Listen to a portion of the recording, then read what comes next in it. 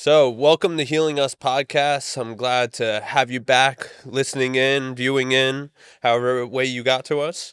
Today, I have Nick Small with us, and I'm happy to have you here. Thanks for having me. We've been acquaintances for quite some time, um, going back to my Brookdale days, hmm which was me in early recovery, trying to figure out my way. I was in the social work program at Brookdale Community College, and we became friends there. Yeah, So, uh, it's great to see you again. good to see you again. So, I'd like to ask you.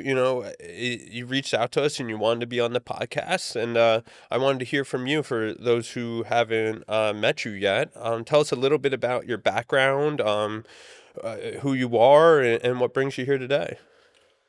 Well, my background is in is in physical security, so obviously I'd be in charge of securing places like banks, hospitals, trying to harden soft targets and such. Spent about 7 years of my life in that.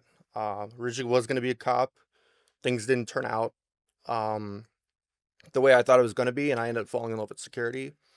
Just the private aspect of it, um, that anybody could hire security and they can protect their locations, and we could go in depth with it. We didn't have to arrest anybody, we don't have to tackle people, none of that, unless you're in the hospital. But we were completely hands off. We try to talk to people instead of put our hands on them or point guns at them. So it's like it's great in the sense that we can be contributing members of society without the use of lethal force or non-lethal force. So I started out in the mall. I had my first gun incident there in a JCPenney's. I was about my second month into it. Within that second month, I had decided, you know what, I can do this. And this is like before my niece is born and all that. So like in that moment, my heart had sunk to my stomach. Like it was one of those moments like, do I really want to be doing this for the rest of my life? Mhm. It took 2 weeks for me to really accept it, and I was like, someone has to do this. And I can do this either in security, or I can do this as a police officer or as a government agent, whatever. But I really fell in love with management. So I was in the banks and I got promoted. I moved up the ranks pretty fast. That's without a degree and all that. And I fell in love with just managing people and fighting for people and making sure people had that good job security. Because in the security industry alone, um, there is no job security. Your job could be like that. And that's dependent on the client, it could be dependent on your manager. For me, I felt good being a safeguard for people. And I also enjoyed like coming up with plans like how do we secure that? How do we secure this? How do we do this better? Coming with our policies. I used to write the manuals. They're still sitting in the banks as we speak. Nice.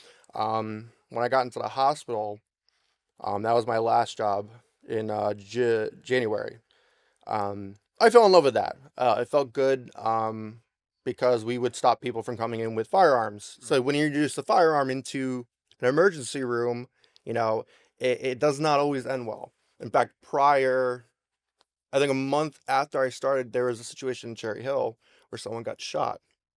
A guy grabbed the gun, police officer's gun, and this guy was on duty, so that would be acceptable in a hospital setting. Mhm. And he ends up shooting. I think he did kill somebody. So now knowing that in the hospital setting, I was like, okay, let's make sure that we're using these evolve systems, which track the density of metal of how much metal's in wherever on your body. And I'm happy to say that I stopped at least 5 or 6 guns during my time there.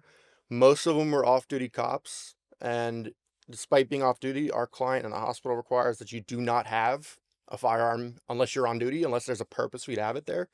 We'd have arguments with them. They'd go on their ego trip, and we'd still tell them no. Um, and then I would tell my boss, who would tell their chief of police, and they would get in trouble, and they come back and apologize. So I'm always happy to watch them get knocked down a peg because a lot of them they kind of are power tripping, and Well, they it's try that. important. Yeah, it's important to protect the hospitals, and you're dealing with crisis stabilization. You don't know if someone's coming in just for medical or is it psychiatric, and you know, uh, when it comes to hospital safety, it's one of the utmost It importance. I is. I mean, you have a mean, lot of vulnerable there's individuals there. there's drugs that get snuck through the metal detector, Mhm. stuff like that. But when it comes to the emergency room, it's do you introduce fire to oil? Why would you wanna do that? Why would Mm, you even wanna even have a lighter in the oil? mm, Think about that. mm. That's why I don't understand, like, oh, I'll never forget this one guy. He was like, "Oh, don't worry, I'm trained with my gun. I know how to use it." I was like, "That's all fine and dandy, sir, but, how many of them in there might be trained with the same thing, or they know how to grab it, or it's their first or second or third time grabbing Mm. it?" So, it's my job to protect that in the hospital and make sure that nobody gets hurt. You know, people have a right to go to the hospital and have care and be safe while they're getting their care. It's our responsibility to make sure no one gets stabbed, raped, murdered in that room. So I take pride in that. Yeah, you take a lot of pride in the work you do, and that's great that you've found a purpose and a way Yeah, to kind of that's serve the the goal. community in your capacity. And so, what brings you in? What made you want to come on to the Healing Us podcast? Well, besides, a little ego trip. No, I'm kidding. Um, I wanted to share a little bit about my story, about my struggles. Now, I know compared to your other guests, they maybe have completed their story and they're now doing something fantastic. Well, I'm still in the middle of mine.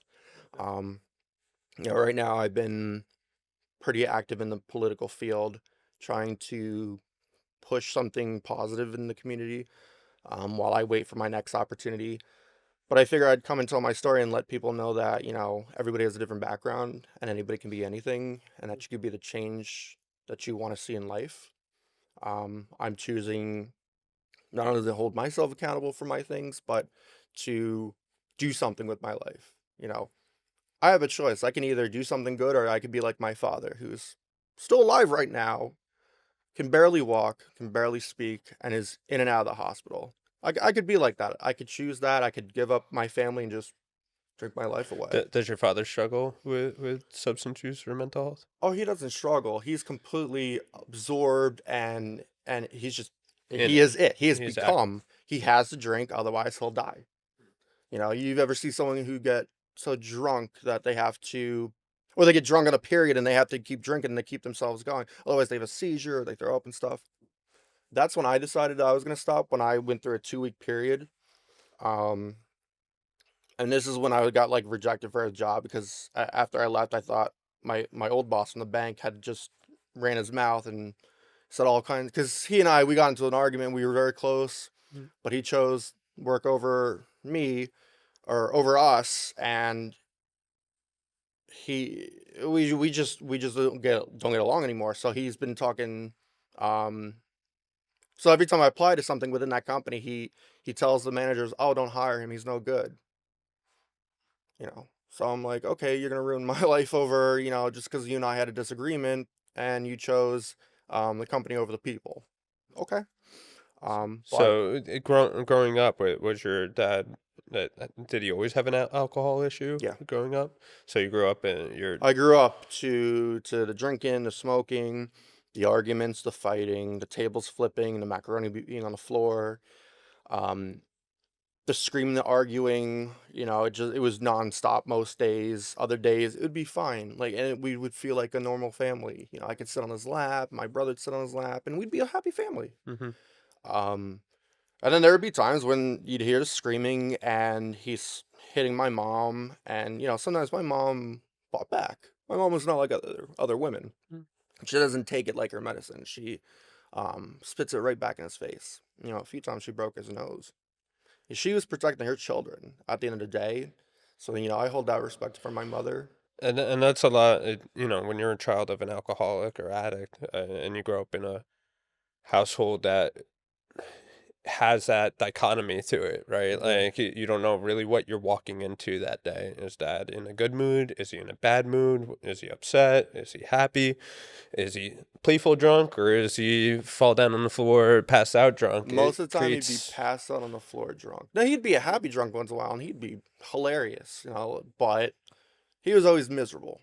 There was always something wrong with life. He was grumpy, he was angry, he was upset about something.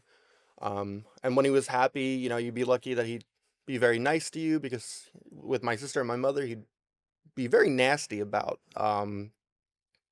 I mean, there's a video. I don't know if you got to see some of it, but there's a video where he talks about a witch on the wall, and he's referencing this witch as my mother, and he's like, "Oh, we hope she goes soon," and he only thought of my mother as a witch because my mom would hold him accountable. My mom was the only person that would, and he didn't like that. He grew up in a life where he wasn't being held accountable, where he had, his dad passed away early, and then he had a stepfather. We didn't have any of that. Did it feel like you were walking on eggshells when you were younger? That I didn't even comprehend that, about walking on eggshells. It was this was life. This is what it is. He's just an angry guy sometimes, and it's okay. That's normal. It's all right. I remember one time when I was chewing his tobacco gum because I liked gum as a kid. Who doesn't? And he found it and slapped me across the face. And to this day, it still feels like my soul left my body. And maybe it was justified, but it was just one of those things where it was very unexpected. Um, and See, the fact that you said it was it justified is that embedded trauma that we get from growing up in an environment like that, right? So how did this bleed into like your younger adult life? How do you think this kind of environment affected you moving forward while you're trying to find independence and autonomy and identity? during the time that you and I went to college, I wasn't trying to find independence. I was trying to find comfort and safety and security. And that's what I've been spending my entire life from. I mean, this is what I've become is security, Mm. in a way that I found it in um my career field. And obviously later on I would try to find independence, but most of my life I try to find security and safety, sometimes in one person, sometimes in multiple people. You remember I used to trail you just about everywhere, because in a sense I knew that you were real, you were my friend. And I think this was after that whole incident in college where it's just like, okay, I don't want to be near anybody, or I was leaving college and trying to avoid everything. Um, but I feel like I've spent most of my life hiding from things and hiding from the world because I was so afraid of the world and I didn't know what I was gonna walk into because every time I stepped out, something happened. So, um, Well, it's me. One, I think you hit it on the head, like you're saying, like you found that security. It became your passion in life, right? It became your purpose, that thing that you're searching for in your childhood. And we often see this, what we find to be our curse ends up being our mm, gift, right? And I say this a lot, and how we, when we're able to find that outlet that's healthy and it seems to fill in the cracks and the voids that we are experiencing, it's amazing the things that can come with that because it becomes an opportunity. But again, everything is about balance, right? So it could quickly become a curse, that purpose, again, if you it let it. has, because I mean, there's plenty of times where I could have lost my life. There are plenty of times where I was in situations and I had to think on my feet. Hmm. But, you know, um, again, this is my purpose. I felt the need to protect other people because my mother was always my protector, but like there were times when she couldn't be there because she had to work that two jobs, while my brother or sister, watched us, or at times where we were at summer camp and I had an issue with this one teacher at our summer camp, and I used to hold on to this little stuffed pillow. I named it Buddy. It was blue. Still have it. Um, and she took it away. She gave it to the toddlers next door, telling me I was too old for it. And when I refused to let it go, she grabbed my arm and yanked me, and I absolutely like just lost it right there and started screaming and cursing at her. My mom was angry at the way we behaved, but she was also upset about that. But she knew that she didn't really have a choice because this is a place where we would be, so she could work. It was being covered by the insurance. So I mean, my mom had to make those hard choices. Unfortunately, we had to bear that because it's all about survival. Hmm. Um, It's a hard choices. I mean, it sounds like your mother was doing everything that she possibly could she in the situation that she she was in. feels so much guilt and regret, and I never really understood it, but I see why because she wished she was there more. There's times where we went out to DC, went out to visit my uncle before he passed away. And that was her brother. She was very close to him. But we would go there down there pretty often. She would just want to spend time with us as a family, because we were getting older. And, she feels that, from working all these jobs, that she didn't get to spend all this time with us. She feels like she missed out on a lot. and she still feels like she's gonna make it up to this day. So, it's unfortunately, this is the reality of life where you have to make those choices, and, you know, But she I don't obviously has a lot of love from you and your siblings as well. we love her, we Yeah. do. We all do. I mean, we would do anything for her. I mean, we all still live together. That says something, you know?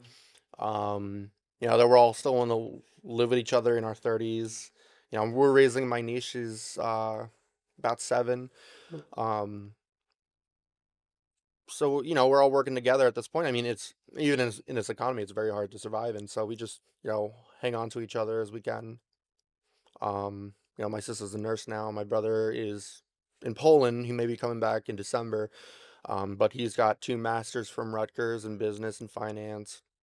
My younger brother's a master of retail, and obviously I'm in security. So, but we're all growing together because the way that things went in our past, we feel like that we kind of missed out on time just being a family and being kids and all that. But it sounds like you all have a vision that you're all working towards, and there's progress, and Absolutely. there's still a lot of love, even with, the trauma Yeah. that's come over time. And we each share it differently. Um, Obviously, we all have a different reaction to it because we're all different ages. My sister probably got the brunt of it. She was 14, just about the time he left the house, but he wailed on her, in physically, mentally, verbally. She got the brunt of it. Next to my mother, my older brother was his favorite, and then me and my brother, we were just more neglected than anything. But I know my older brother has a lot of it too, and he's just not gonna be open about it. Um, my younger brother as well. So I've chosen to be open about it. I've chose to face reality that this happened and all this occurred, and it's okay. It's okay that it happened. Everybody walks into life differently. Mhm. Some people walk in with a silver spoon in their mouth. I walked in with nothing in my mouth, with nothing, no generational wealth, none of that. And I'm okay with that. I'm okay with that. So it sounds like you're doing a lot of work with grief, loss, forgiveness. What kind of led you to having these moments where you have to find this clarity and understanding in these moments? How could I be angry at my own mother? I can't. All she's done is protect me. Even at the times at school where some of the parents would pick on me because I had ADHD, and we're talking about the early 2000s where it's still a stigma. And I'll never forget this time on the bus. I made fun of this girl about her acne. She was saying some stuff about me, so she's not off the hook. But obviously I made her cry. She was best friends with this girl whose father was high-ranking police officer in the Eatontown police force. And later that day, her her best friend's mother calls and has the audacity to tell my mom what a terrible child I am and how I misbehave and how I should apologize. And my mom didn't give a shit that I was mean to this girl. She gave a shit that someone had the audacity to call up our house. How'd she get our phone number? We don't know how. I have inklings, but sit there and talk shit about her son. My mom snapped. Um, and no, it wasn't off scot Mhm. clean, obviously, um, but like it's those little moments that my mom was very defensive of her kids, no matter whether we were right or wrong. You don't have to. She got angry when someone came at her kids. You came at my kids, I got to attack you back. Mhm. Um, and at the end of that story is I ended up going to the bus next day, and the bus driver had the audacity to tell me that he was gonna go to the principal if I didn't apologize. Didn't bother hearing my side of the story, but hey, I'm a boy. Boys will be boys, and we should be nicer to girls. This sexist bullshit. Um, I apologize, but I'll be honest with you, I don't even regret it. I'm glad I made fun of her face. I'm glad in the sense that um she deserved it. She was not very nice. She got what was coming. If you're gonna dish it out and you can't take it, don't dish it out. Well, I think some of that probably comes also. I mean, you were dealing with a lot of adversities at a young age, right? So I mean, this is where what you kids can do. protect yourself and you're gonna stand up for yourself, Yeah, you probably were very, quick to it because of what you're experiencing yeah. at home where you couldn't defend yourself, where you It's where my couldn't quick wit comes from. uh, well, it's the defense Yeah. mechanisms that we build up over time, right? So, you mentioned ADHD. What are some of the mental health challenges that you've gone through in your life that you said before that you're in the recovery process right now? So, what does that look like, and what challenges have you faced? So you remember a little medication called Ritalin? Ritalin, yes. Yeah. So I think it was when I was in kindergarten, halfway through. Dad's already out of the picture at this point, and we try something called Ritalin. Supposed to make you behave yourself, focus, all that So this stuff. is prescribed by a doctor. Prescribed by a doctor, Dr. Pachuca. I think she's still in practice, but she's a very well-known doctor in the area. Um, and I remember the little test she used to do. Like they were very interested in me as more as a patient than a person, and so they would study everything from my behavioral to my reaction to things. But they put me on Ritalin. Obviously, come the challenges that came with it was like not being able to eat, so I wouldn't eat lunch, and I did that all throughout school. Didn't eat lunch at all because I just didn't have the appetite. Yeah. And it would help me focus. And even in my late life, I'm now on Concerta, which I think I switched to in middle school. So like right now, you might see my pupils are dilated. Um, it helps me focus. It allows me to be able to live a normal life. Where I can do things and not be like all over the place. Mhm. Um, when it comes to recovery, right now I'm on like six medications. Three of them being, well, two of them being blood pressure medication, two of them being antidepressants, the stimulant, and the magic pill on naltrexone. You might be familiar Excellent. with that. Where it blocks the reward mechanism in your brain. Mhm. Um,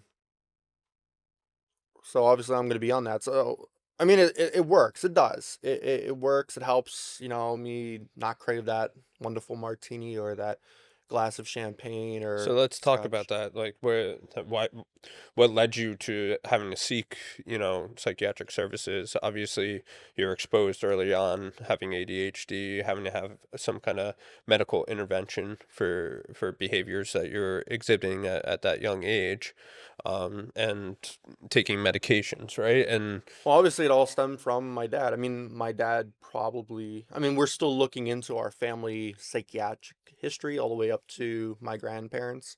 Mhm. But my dad, I knew he had some kind of ADHD. I knew he had depression. He obviously had suicidal tendencies at times.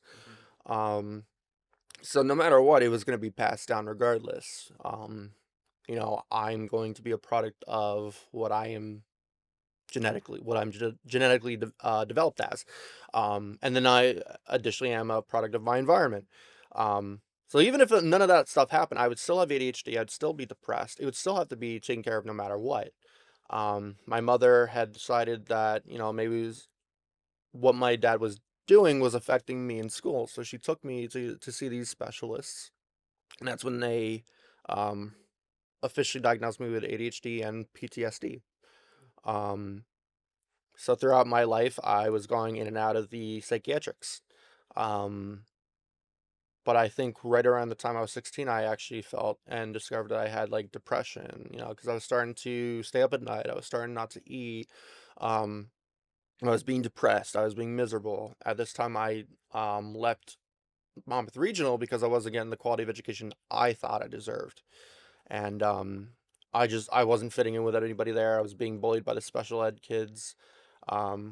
Because at this time, they would just throw kids in special ed classes and say, "Oh, it's gonna help you by breaking up algebra by 3 years. Algebra, just plain old algebra within 3 years, like that's gonna help." Um, but they only want to get you out of the school at 18. Here's your diploma. Good luck. So I wasn't getting the quality education I wanted there. So I was getting um all the psychiatric help, and I was also going through the GED program, and I was having trouble with that. Mm. So we were switching out different medications. I think Prozac was the one I blacked out on. I was blacking out in the middle of my GED classes. Mhm. Um, then I was on Lexapro. God, So this is all through high school. it was all through high school. Okay. Um, I did get my GED a month early before everybody else got their high school diploma, but it took a lot of energy. It took a lot of tweaking the medication, but the one medication that stood through was the Concerta, Mhm. the offset of Ritalin. Um, and then I think right around there was my first suicide attempt. I was about 17. I was just miserable. Um, so I think that was like before I graduated. I was just like, I don't know what my life's gonna become. With everything now, everything was overwhelming. My uncle had passed away at the time. He died from cancer. Um, my mom had almost died from her appendix exploding. Um, before he died. All this stuff was going on at the time. It was It's like a just convergence of unfortunate events kind of ordeal. everything was catching up to me on top of that. So, it was right around the time that we stopped talking to my dad. I was May of 2009. We just cut contact because we didn't want to see him, and he decided, well, if my kids don't want to see them, then fuck them. Haven't spoke to him since. And Uh, you bring up a couple things that I'm very passionate about. One, we've had so much change with psychiatrics and just mental health. I mean, it really, the research, after a lot of psychiatric facilities got shut down in the 80s, research kind of died down. And then we had this resurgence during the late 90s, and that's where, autism, ADHD, and everything really started getting studied. But in those early years, it's yes, we found little solutions, but nobody really understood it yet, right? We're kind of putting band-aids on things without understanding really developmentally what we need to I do. think in the past 5 or 10 years, it really skyrocketed. The way that we Yeah. do things, the way that more people are getting involved in these fields. Hmm. There's more tension on mental illness. There's been higher tension on heroin, fentanyl, um, addiction, and all that. And it's great.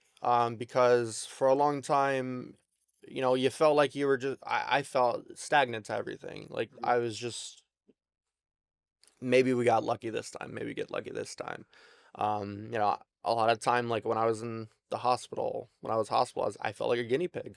Hmm. They're pumping me with drugs, and I don't know what half of them did. And Well, that's a big part of the issue is that, I mean, there's like 700 different well, here's the antidepressants out other there, the other issue is if you act up in any way, if you spoke up, they Hmm. drugged you some more. I'll never forget the second hospitalization. I This nurse pissed me off the way she spoke to me. I was like, you can talk to me in a better fucking attitude, lady, and got me another day in the hospital for that, but damn well worth it. But at the time when I was in there, they pumped me with this medication, it would put me to sleep for an hour, and I'd wake up and I'd have a stomach ache. They were trying to cut me off clonidine, which I take to sleep. It's also a blood pressure medication. And they were putting me at point one, and I was complaining about that, and they didn't want to do it. And I was like, I can't sleep. What don't you understand? This helps me sleep. Give me the medication, please. I had to beg, I had to plead for it. They didn't listen to me. They listened to my mother, though, when I had to tell my mom that I'm not sleeping. They finally put me back on the regular And dose. that's one of the things that we fight for at Healing Us, and through my work at NJCTP is really raising that standard of best practice. A lot of the standards that we have on a policy and procedure across the nation, they haven't been revised since the 70s. It's the same.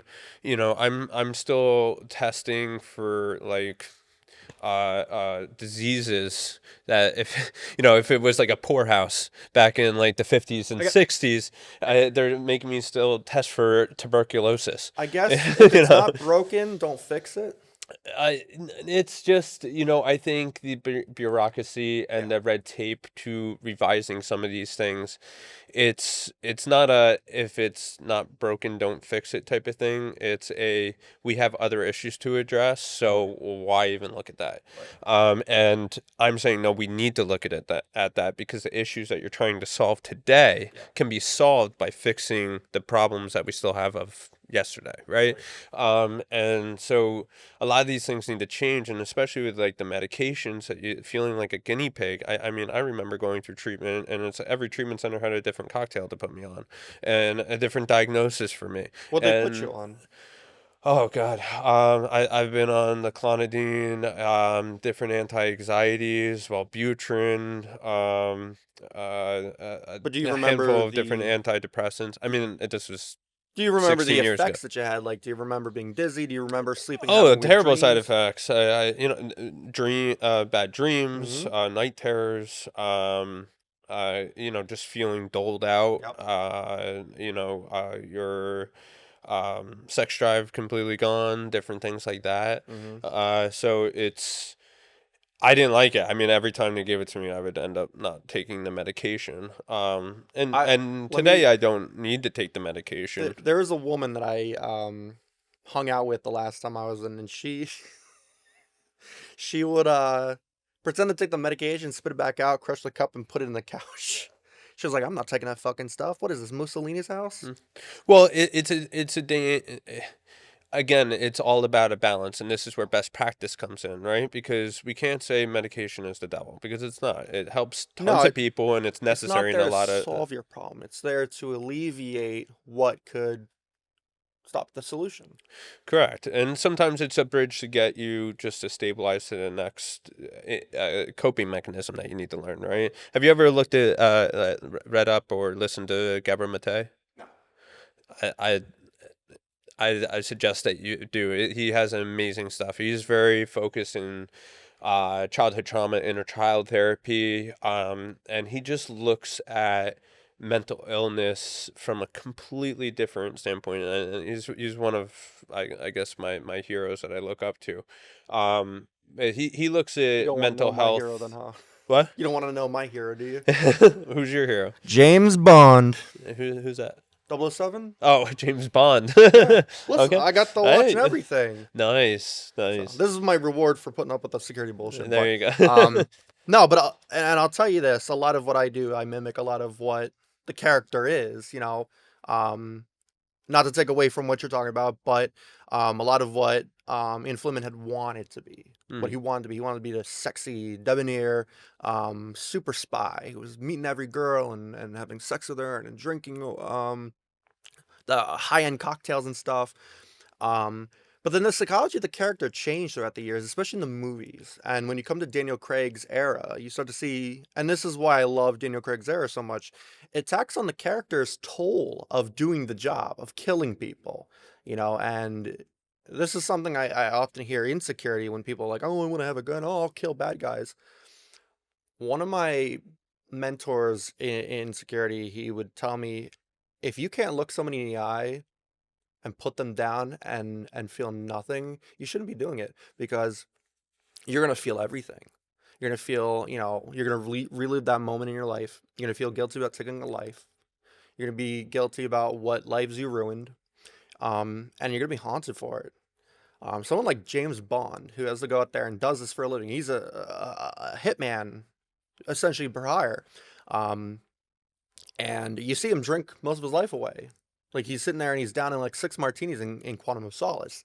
Um, just to be able to do the job. He's taking painkillers. His knees don't work anymore. And it's just like the way the character progresses is it's on the psychology level. It's very interesting. they kind of showed that with Batman too. They did. In the last one. So, Yes, yes. with Christian Bale. Hmm. But and it's the thing about the movies I always enjoy is the psychology aspect of things, and it's the way I look at my story is what's developing psychologically in my family history, what's leading me to this, what leads me to that, and back to who you were talking about, looking, we have to look at these things in very different ways because the old way is just not working.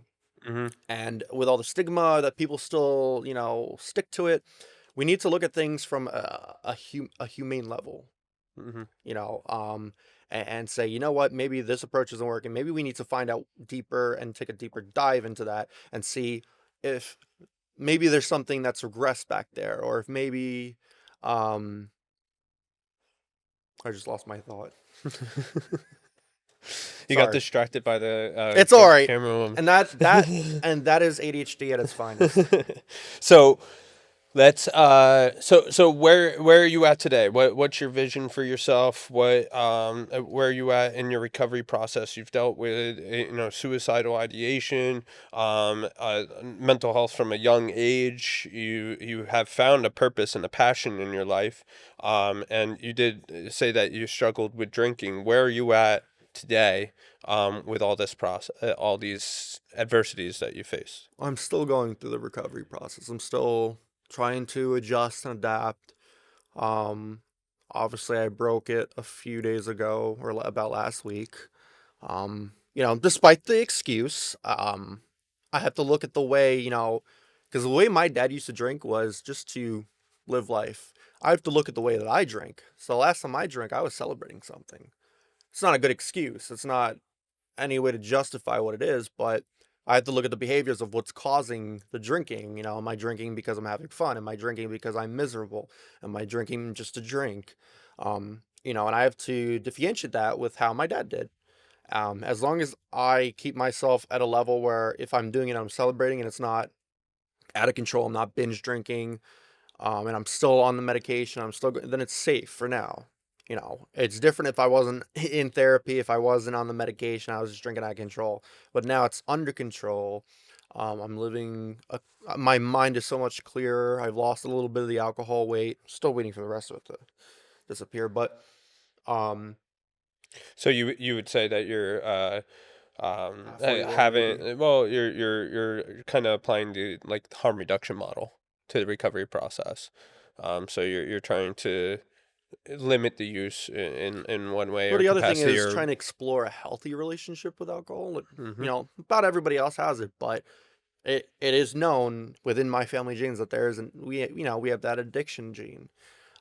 So I want to explore the relationship, but I also have to keep in mind that that gene exists in my gene pool, and it may not be a feasible thing in the future. hmm Alcohol for what it is, it's great. You can mix it in anything. You can make so many different drinks with it. It brings you down to a nice calm buzz level, but when you get out of control with drinking, it brings you sometimes it makes you aggressive, sometimes it makes you happy. Um, Well, the reality is drugs work. They do exactly what they said they're going to do and make you feel great. And if there wasn't any consequences to use from well, health you feel great, legalization and all that kind of stuff, I mean, everybody would want to feel euphoria all the time. But the reality is that there's hangovers, there's health right? risks, there's legal consequences, and if you distract and escape enough from your life, nothing gets done, right? So it's a balance, and I definitely thank you for coming on the show and saying that testimony because I think it's a very taboo thing to talk about someone that's trying to do a harm reduction type of model to themselves. But the reality is that most people attempt it, right? Well, But the it's other not talked thing, about enough. yeah. Well, the other thing I like to do is enjoy non-alcoholic drinks too, because I'm always around alcohol regardless. I have no choice in that matter some days, but I can still enjoy drinking a beer with people, just non-alcoholic. Um, there's actually some really good non-alcoholic beers that taste like beer, and you don't have the punishment of a hangover. Do you feel like you doing that is It's like teasing yourself, or do you feel like, hey, this is um the reasons as to why I'm partaking in using right now are valid and rational? I'll give you the plain answer. I do enjoy the taste of beer. A really good beer, nice and cold. It's really good. Mm-hmm. Um, if I were to get drunk, I would not drink beer. I prefer my hard liquor. I used to buy a 12-year Macallan Black. I liked it smooth. I drink the whole bottle in a weekend. Um, A lot. Well, again, I'm a big guy, so remember It's that a alcohol and the size, it all. So at the end of the day, everything, when they tell you math is not important, that's an example of math. Sure. But no, I mean, I don't feel like I need to look cool or drink with people or any of that. I generally enjoy having a cold beer with, like a burger or steak. Um, you're not gonna get that same experience with like non-alcoholic wine because wine is just it is what it is. It's not I mean, for me, uh, personally, I never liked the taste of alcohol, so right. I I don't know. I think I find it think it's useless to do all that. the But thing with like so, that I've always enjoyed about alcohol was like how many different drinks you can make with it, how many different flavors you can get from it. mm, Um, Now going back to so James Bond, so we let me just I gotta cut it because we got time. But let me ask you one last question. okay. So for our viewers, anybody who is going through something, whether it's a traumatic house, they're dealing with mental health, looking for some kind of recovery process, do you have any advice for someone that is trying to figure out what to do? You have to be the change you want to be. You have to be the change you want to be. You want to see change? Only you can change. Only you can change. Um, because you could sit there and say, you know what, I give up, or you know what, I want to do something different. Only you can do that. Only you can make a difference. Only you can do stuff. Nobody else can make you get up and change your life. You have to be willing to put in the energy and the effort. You're gonna go through tribulations, punishments, failures, relapses. That's the reality of human behavior. Um, it's okay to have that one shot in your arm, because you had a bad day, but you hadn't had a long time. But it's part of the journey. And I'm not saying it's a good idea to do, but it's okay to have that little moment where you really fuck up. Um, I've done it in the past month, but it's part of recovery. It's not easy. Um, but you can't beat yourself up over it. I know you're looking bad at me for what I just said. Um, you've got if you're not willing to put in the work, nothing's gonna happen. So you have to put in the work. Absolutely. I mean, until you build internal motivation to start the process of change, you're never going to get anywhere. Um, and that Yeah. comes from a new perspective of your identity. And a shift of perspective is necessary for any kind of change, because change means having a different point of view of whatever it is that you're going through at that time.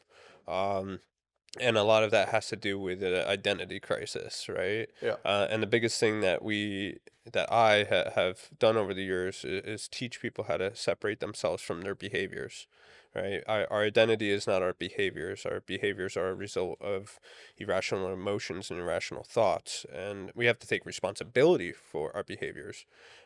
If you don't hold We yourself accountable, you're nothing. You really Correct. are. You have to have that accountability, You do. but you're able to change that. And because you can change that, therefore it doesn't have to follow you forever. It's just part of your story, not who you are. Right. So I want to thank you for coming on the show and Thank you for having sharing me. It was your great. experience. And I think we touched on a lot of different points today. So thank you for coming in and having a conversation with me. Thank you. Thank you for having me. It's good to see you again. Good to see you.